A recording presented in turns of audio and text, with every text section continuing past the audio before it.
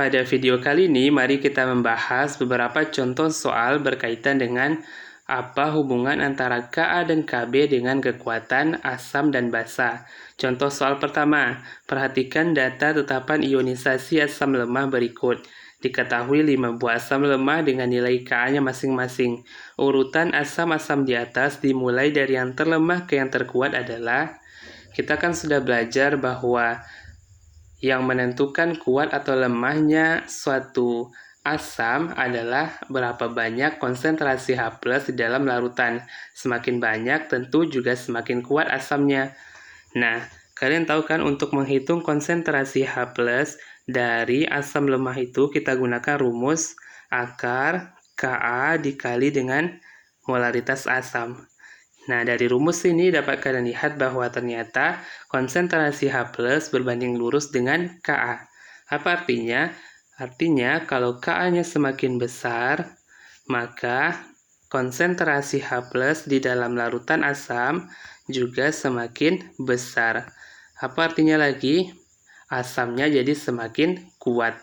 Jadi, asam yang paling kuat atau asam lemah yang paling kuat adalah asam lemah yang punya nilai Ka paling besar. Sedangkan asam lemah yang paling lemah adalah asam lemah yang punya nilai Ka paling kecil. Kalau kita ingin mengurutkan 5 senyawa asam lemah ini dimulai dari yang terlemah ke yang terkuat, maka kita harus urutkan dari senyawa asam lemah yang punya Ka paling kecil ke senyawa asam lemah yang punya Ka paling besar. Ka itu biasanya diketahui dalam pangkat negatif kan.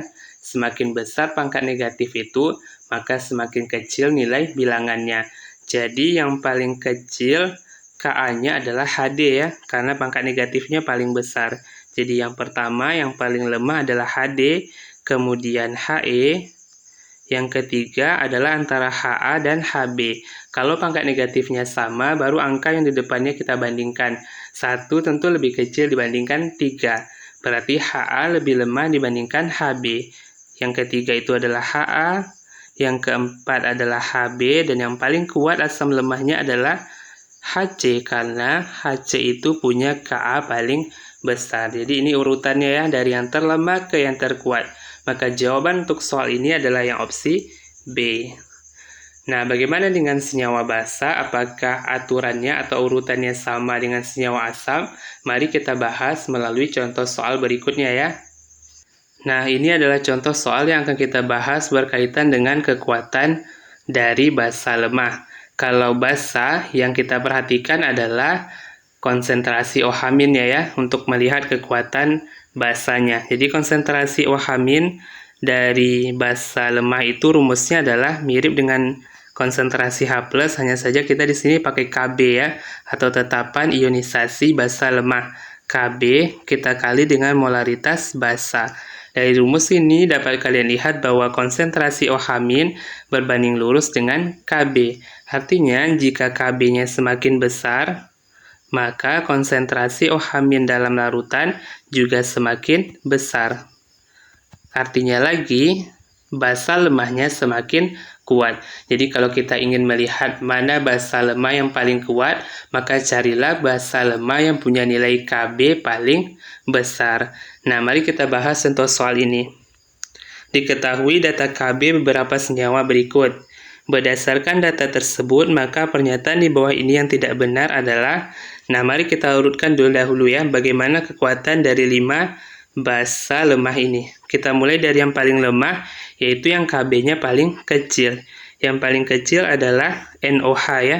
Yang paling lemah adalah NOH karena Kb-nya paling kecil, kemudian diikuti oleh QOH.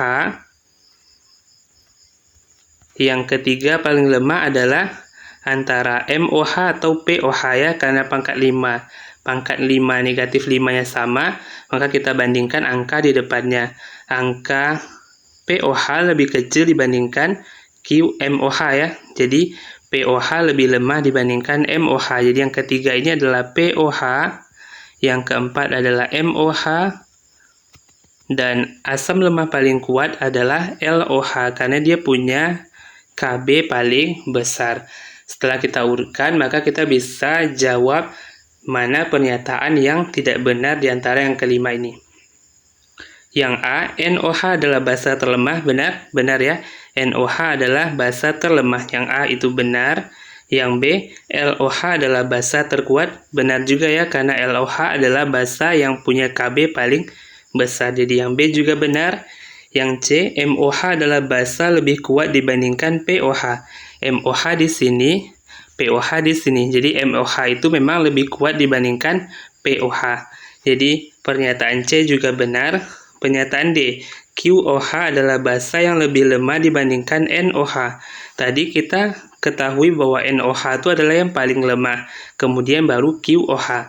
Jadi harusnya QOH itu adalah basa yang lebih kuat dibandingkan NOH. Maka pernyataan yang D itu adalah pernyataan yang tidak benar. Kalau yang E gimana? POH lebih kuat dibandingkan QOH dan lebih lemah dibandingkan MOH. POH itu di sini katanya lebih kuat dibandingkan QOH, benar ya? Dan lebih lemah dibandingkan MOH juga benar. Jadi pernyataan E itu benar. Maka di antara kelima pernyataan ini yang tidak sesuai dengan data adalah yang D. Jadi jawaban untuk soal ini adalah yang opsi D. Nah, dari dua penjelasan pembahasan soal tadi, semoga kalian sudah paham bagaimana cara mengurutkan kekuatan asam atau basa lemah berdasarkan Ka atau Kb-nya. Jika kalian punya pertanyaan, silakan tulis di kolom komentar, dan sampai jumpa lagi di video lainnya.